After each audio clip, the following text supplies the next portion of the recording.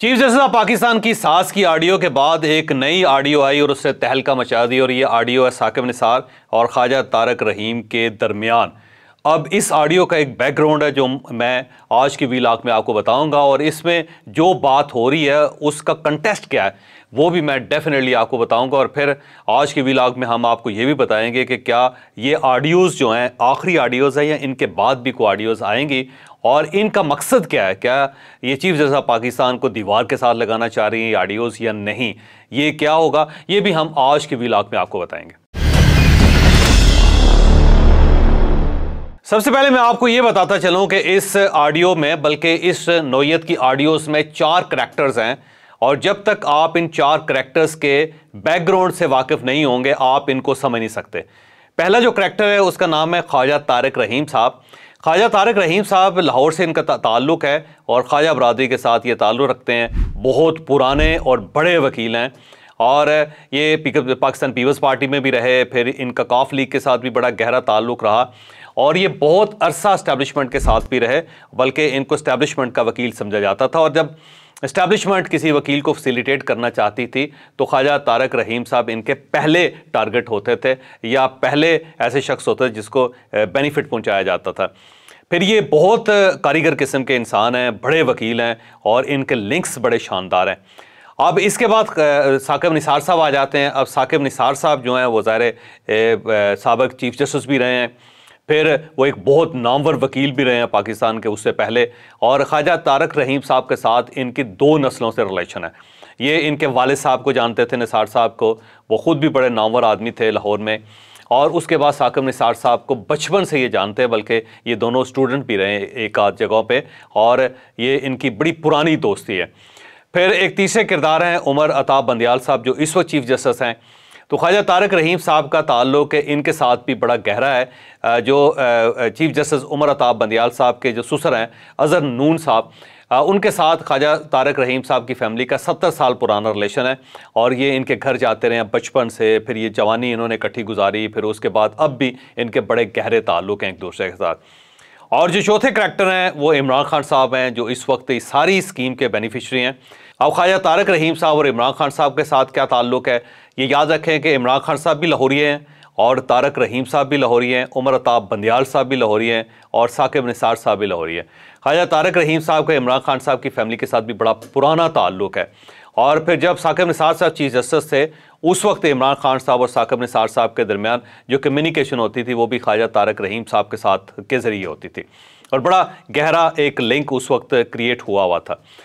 अब इशू एक बहुत बड़ा ये है, बल्कि एक बहुत बड़ा सवाल है जो मेरा ख्याल है पूरे पाकिस्तान की मीडिया को और वकला को पूछना चाहिए एक दूसरे से कि सिर्फ ये ख्वाजा तारक रहीम साहब से रिलेटेड ऑडियोज़ ही क्यों बाहर निकलती हैं। आपको पता होगा कि पहले एक ऑडियो निकली जिसमें साकिब निसार साहब और ख्वाजा तारक रहीम साहब आपस में गुफ्तगू कर रहे थे, उस ऑडियो ने बहुत तहलका मचाया।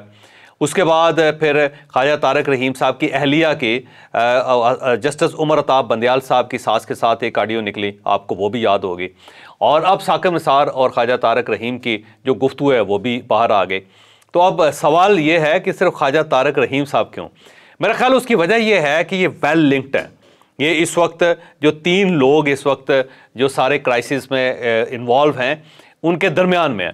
ये साकिब निसार साहब से भी मशवरा करते हैं, फिर ये आके अज़हर सदीक जो इमरान खान साहब के वकील हैं उनसे भी मशवरा करते हैं, उनको भी मशवरे देते हैं, फिर ये इमरान खान साहब के पास जाके भी इनको मशवरे देते हैं, फिर अताब बंदियाल साहब की जो फैमिली है उनको भी मशवरे देते हैं। तो ये एक धागा है जिसमें ये सारे किरदार परोए हुए हैं। तो इसलिए ख्वाजा तारक रहीम साहब जो हैं वो उनकी ऑडियो इस किस्म की लीक होती हैं क्योंकि रेगुलर बेसिस पे ये और इनकी फैमिली राब्ते में रहती है। बल्कि हमारे एक बड़े करीबी दोस्त हैं, उन्होंने एक और सवाल उठाया, वो सवाल भी बड़ा जानदार है। उन्होंने कहा देखें जी 3 लोगों की सिर्फ ऑडियोज़ अभी तक निकली हैं। यास्मीन राशिद साहबा, उनकी ऑडियो जब वो प्रेसिडेंट साहब से बात करती हैं तो उनकी ऑडियो लीक हो जाती है। चौधरी परवेज़ इलाही साहब की ऑडियोज़ जो हैं जब वो वकला से या जजिस से रिलेटेड कोई बात करते हैं तो उनकी ऑडियो रिलीज़ हो जाती है। और जब ख्वाजा तारक रहीम साहब इस सारे सिनेरियो में जब काम करते हैं, कुछ कोशिश करते हैं तो इनकी ऑडियो लीक हो जाती है। और ये तीनों करैक्टर वो हैं जिनका एस्टेब्लिशमेंट के साथ बड़ा गहरा ताल्लुक़ है, पुराना ताल्लुक़ है।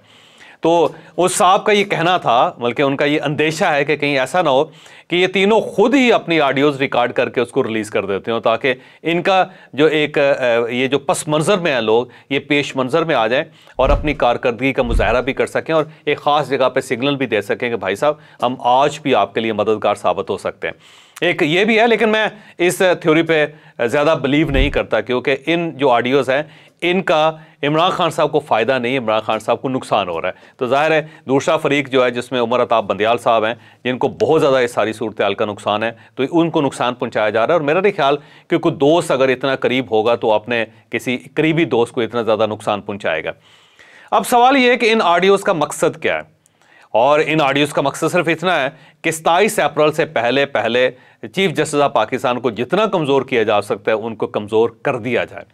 और उसकी मेन रीज़न ये है कि 27 अप्रैल को जब दिन तलू होगा और 3 रुकनी बेंच बैठेगा, तो वो सबसे पहले अटॉर्नी जनरल ऑफ पाकिस्तान से ये पूछेगा कि हमने आपको 27 अप्रैल तक का टाइम दिया था, ये बताएं कि क्या तमाम सियासी जमातों ने मुज़ाकरात किए हैं या नहीं किए। और उसका जवाब ज़ाहिर है नहीं किए, क्योंकि मुज़ाकरात तो नहीं हुए। और उसके बाद फिर ज़ाहिर है कंटेम्प्ट ऑफ कोर्ट का प्रोसेस शुरू हो जाएगा। और इसके लिए साकिब निसार साहब बाकायदा ख्वाजा तारक रहीम साहब को डायरेक्शन दे रहे हैं कि मनीर अहमद जो है ना, उससे कहें कि वो तौहीन अदालत की एक दरख्वास्त दायर करते हैं, क्योंकि सो मोटो एक्शन में भी, सो मोटो नोटिस में भी चीफ जस्टिस ऑफ पाकिस्तान तौहीन अदालत की कार्रवाई अपने लेवल पर स्टार्ट नहीं कर सकते। उसके लिए उन्हें एक पटिशन चाहिए। और साकिब निसार साहब बाकायदा एक बंदे का नाम दे के बता रहे हैं कि इसको कहें कि ये पटिशन फाइल कर दे, क्योंकि जब पटिशन फाइल हो जाएगी तो फिर इस पर कार्रवाई स्टार्ट हो जाएगी। और वो पटिशन यही होगी कि इस सारी सूरत हाल का जो जिम्मेदार है वो प्राइम मिनिस्टर है, कैबिनेट जिम्मेदार नहीं है। अब सवाल ये है कि वज़ीर-ए-आज़म का नाम किस रेफरेंस में लिया जा रहा है। इसका रेफरेंस 2010 का है कि जब NRO, आपको पता होगा कि जनरल परवेज़ मुशर्रफ साहब और बेनज़ीर भुट्टो के दरमियान एक NRO हुआ था, और उसके बाद फिर ज़ाहिर पाकिस्तान पीपल्स पार्टी बनी, और फिर पाकिस्तान पीपल्स पार्टी के दौर में, बल्कि उससे पहले ही केसेस जो थे NRO के तहत बहुत सारे फ़ारग हो गए, ख़त्म हो गए। उसके बाद वो दोबारा जब इफ्तिखार मोहम्मद चौधरी साहब बहाल हुए तो इफ्तिखार मोहम्मद चौधरी साहब ने NRO में जो केसेस फ़ारग हुए थे उन सबको टेकअप कर लिया था। एक 7 रुकनी बेंच बना था 2010 में, आपको याद होगा, जिसमें उन्होंने मुख्तलिफ केसेस को उठा के उन केसेस को बाकायदा दोबारा प्रोसीड करना शुरू कर दिया, तो उस पर समातें शुरू हो गई थी। उन्हीं केसेस के अंदर एक केस था जो आसिफ अली जरदारी साहब से रिलेटेड था, और उसमें ज़ाहिर है इनका स्विस कोर्ट में केस चल रहा था आसिफ अली जरदारी साहब का। और उस वक्त इफ्तिखार मोहम्मद चौधरी साहब ये चाहते थे कि प्राइम मिनिस्टर ऑफ पाकिस्तान वो स्विस कोर्ट को ख़त लिखें और वो केस जो उसका डिसीजन करवाएं, क्योंकि उसकी वजह ये कि वो केस ख़त्म हो रहा था सिर्फ एक ख़त की कमी की वजह से। अगर प्राइम मिनिस्टर या गवर्नमेंट ऑफ पाकिस्तान ख़त लिख देती तो उसके बाद इमीडिएटली वो केस, उसका फैसला हो जाना था। तो इफ्तिखार मोहम्मद चौधरी साहब ये चाहते थे कि आसिफ अली जरदारी साहब का जो केस स्विस कोर्ट में चल रहा है उसे गवर्नमेंट टेकअप करे, उसे गवर्नमेंट सर्द खाने में ना डाले, उस पर साइलेंट ना रहे। और बार बार प्रेशर डाला जा रहा था यूसुफ गिलानी साहब पे, लेकिन यूसुफ गिलानी साहब इस बात पे नहीं मान रहे थे। और अल्टीमेटली एक 3 रुकनी बेंच बना, और उस 3 रुकनी बेंच ने 2012 को यूसुफ गिलानी साहब को बुला के till the rising of court उनको सज़ा दी कि जब तक अदालत ख़त्म नहीं होती उस वक्त तक इनको सज़ा है। और आपको याद होगा कि उसमें इफ्तिखार मोहम्मद चौधरी साहब थे, फिर दूसरे जो उस पर जज थे जवाद ख्वाजा साहब थे, फिर जस्टिस खिलजी आरफ हुसैन थे। ये 3 जजेस ने फैसला किया था 2012 को, और उसमें यूसुफ गिलानी साहब को वहीं कोर्ट में बैठे बैठे उनको फ़ारग कर दिया गया था। फिर वो 5 साल के लिए नाअहल हो गए, तो आपको याद होगा। तो ये जो साकिब निसार साहब की ऑडियो है, इसमें इन्हीं केसेस का रेफरेंस दिया जा रहा है। इसमें 2010 के केस का जो 7 रुकनी बेंच का फैसला था जिसमें NRO ख़त्म कर दिया गया था, उसका रेफरेंस है। फिर वो 3 रुकनी बेंच का रेफरेंस है जिसने 2012 में यूसुफ गिलानी साहब को फ़ारग कर दिया था। और इसमें साकिब निसार साहब कह रहे हैं कि हमारा केस मजबूत हो गया। अब सवाल ये है कि साकिब निसार साहब का कौन सा केस है। साकिब निसार साहब तो रिटायर हो चुके हैं, घर बैठे हुए हैं, और ख्वाजा तारक रहीम साहब भी किसी जगह किसी गवर्नमेंट के ख़िलाफ़ या इमरान खान साहब की हमायत में किसी केस में पेश नहीं हो रहे। और उमर अताब बंदियाल साहब जो हैं वो ज़ाहिर चीफ जस्टिस हैं। तो अब इनमें से इन दोनों का केस कहाँ कैसे हो गया? तो मेरा ख्याल ये है कि साकिब निसार साहब हो, ख्वाजा तारक रहीम साहब हो या इमरान खान साहब हो, ये सब इस केस को अपना केस समझते हैं। तो उसमें बाकायदा साकिब निसार साहब रेफरेंस दे रहे हैं और तारक रहीम साहब को बता रहे हैं कि आप उनको बताएं, समझाएं कि इस बेस पे आप तौहीन अदालत का केस टेकअप करें, उससे आपको फ़ायदा हो जाता है। तो मेरा ख्याल ये है कि तारक रहीम साहब एक धागा है वो साकिब निसार साहब का मैसेज जो है इमरान खान साहब को या अज़हर सदीक तक पहुँचाते हैं, और ये सब लोग मिलके शायद मैं दोबारा ये कह रहा हूँ कि एक डाउट का एक जो मौका है वो ज़रूर देना चाहिए कि शायद वो चीफ़ जस्टिस ऑफ पाकिस्तान को ये मैसेज पहुँचाते हैं, क्योंकि इनकी ऑडियो से यही अंदाज़ा होता है कि सब लोग वेल लिंक्ड हैं और उस वजह से एक मैसेज दिया जा रहा है। अब ये जो ऑडियोज़ निकल रही हैं, इसका definitely supreme court of Pakistan को और चीफ जस्टिस ऑफ पाकिस्तान को इसका नुकसान होगा, क्योंकि इसमें बाकायदा कहा जा रहा है कि आप किस तरीके से प्राइम मिनिस्टर को मलाइन करें, प्राइम मिनिस्टर की के खिलाफ तौहीन अदालत की कार्रवाई स्टार्ट करें, उन्हें अदालत में बुलाएं और उसके बाद उन्हें जो 2012 का फैसला था उसके मुताबिक आप प्राइम मिनिस्टर साहब को फारग कर सकते हैं। और साथ ही सरदार तनवीर इलियास का रेफरेंस दिया जा रहा है, जिन्हें 11 अप्रैल को फारग कर दिया गया था। तो मेरा ख्याल है ये ऑडियो 11 अप्रैल के बाद की है, और उसके बाद जब हेयरिंग स्टार्ट हुई थी 3 रुकनी बेंच ने, जिसमें सियासतदानों को डायलॉग का मौका दिया गया था, उससे पहले की है। और इस दौरान जो एक बफर सा एक आध दिन का जो फ़र्क है, उस फ़र्क में ये मशवरा दिया गया। तो अब ख्वाजा तारक रहीम साहब तस्लीम भी कर रहे हैं कि मेरे साकिब निसार साहब के साथ ख़ानदानी ताल्लुकात हैं। वो ये भी मान रहे हैं कि हमारे उमर अताब बंदियाल साहब के साथ बड़े पुराने ख़ानदानी ताल्लुकात हैं, और मैं उनके ससुराल में मेरा आना जाना है और 70 साल पुराने उनके साथ भी ताल्लुकात है। तो ये एक आप ये समझे कि ट्रायंगल है जो आपस में मिलती हुई नज़र आ रही है, और इसका फ़ायदा ज़ाहिर है इमरान खान साहब को है।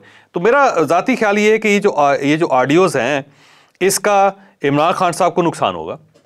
इसका गवर्नमेंट ऑफ पाकिस्तान इसको बड़े ज़बरदस्त तरीके से प्ले कर रही है। वो पेश कर रही है कि हमें इस तरह कॉर्नर किया जा रहा है, हमें इस तरह नुकसान पहुंचाया जा रहा है, और इसके साथ साथ जो है वो ज़ाहिर है गवर्नमेंट को भी इसका एज हो रहा है, लेकिन इस्टेब्लिशमेंट जो है ना वो भी इसके अंदर कहीं ना कहीं आपको नज़र आएगी सारे मामले में। क्योंकि आपको याद होगा कि इसी अदालत के अंदर उमर अताब बंदियाल साहब के चैम्बर में DGISI और DGMO मिले थे इनसे, और उसके बाद फिर ऐसे महसूस हो रहा था कि अगले दिन शायद मामला ठीक हो जाएंगे। लेकिन जब नेक्स्ट हेयरिंग में जस्टिस मनीब अख्तर साहब ने ये कहा कि ये याद रखें कि पंजाब के अंदर इलेक्शन 14 मई को ही होंगे, और वो फ़ैसला जो हमारा है वो उसी तरह कायम है, तो शायद उसके बाद गवर्नमेंट को ये महसूस हुआ कि जो इनके साथ एक डील हो रही थी या जो डील हुई उसमें से बैकआउट कर रही है सुप्रीम कोर्ट ऑफ पाकिस्तान। तो फिर उसको ज़्यादा प्रेशराइज़ करने के लिए या डील के ऊपर स्टिक रखने के लिए शायद ये ऑडियोज़ आ रही हैं। और मेरी गट फीलिंग ये है, और कुछ मेरी इंफॉर्मेशन ये भी है कि ये ऑडियो सिर्फ यहाँ तक नहीं रुकेंगी, 27 से पहले बहुत सारी ऐसी चीज़ें सामने आ जाएंगी कि जिसमें सुप्रीम कोर्ट ऑफ पाकिस्तान और 3 रुकनी बेंच ठीक ठाक कंप्रोमाइज़ होगा। फिर ज़ाहिर है बहुत सारे ऐसे आईने होंगे जिनमें बहुत सारे लोगों को अपनी शक्लें दिखानी पड़ेंगी और अपनी शक्लें देखनी पड़ेंगी। तो ये एक ख़तरनाक ट्रेंड है, एक ख़तरनाक क्राइसिस है जिसकी तरफ हम बढ़ रहे हैं। तो मेरा ख्याल है ऑडियो रिलीज़ करने वालों को भी खुदाखौफी करनी चाहिए, और जो इस किस्म की गुफ्तगू कर रहे हैं उनको भी खुदाखौफी करनी चाहिए, और साथ साथ रियासत के जो इस वक्त अमलदार हैं जो इस रियासत को चला रहे हैं उनको भी खुदाखौफी करनी चाहिए। क्योंकि पाकिस्तान में अब यकीन करें कि कोई एक भी ऐसा इदारा नहीं बचा जिसकी इज़्ज़त की, जिसकी इंटेग्रिटी की कसम खाई जा सके। और जब मुल्क तबाह होते हैं तो उनके अंदर यही प्रॉब्लम होता है कि वहाँ पे फिर कोई बाइज़्ज़त नहीं बचता। तो हमने आहिस्ता आहिस्ता अपनी एक गेन के लिए, अपने सियासी गेन के लिए तमाम इदारों को तबाह कर दिया है, और ये हमारे इस मुल्क की सबसे बड़ी बदकिस्मती है।